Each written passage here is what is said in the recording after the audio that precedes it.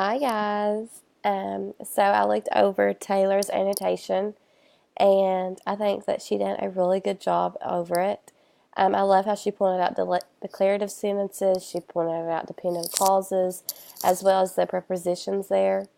I think that she did a really good job and she pointed out several things that I probably wouldn't have pointed out on my own. First, sorry, my voice is a little froggy. I've been recovering from a cold this week, so bear with me. But one thing that stood out to me that she did that I probably wouldn't have noticed on my own was how she pointed out that this was a preposition because it describes important detail in the sentence. And I would have never thought that being in the Air Force was a very important detail in the military, but actually it is. So I'm really glad she pointed that out because it made me focus on it more after I was reading through her notes. One thing that I saw that she didn't use that she could have is when it says it sit on a cane chair because that is also a preposition.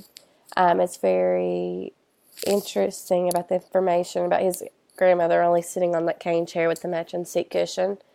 Also, another preposition that she missed was that he crossed his arms over his chest and turned his head slightly sideways. That gives a little bit of more information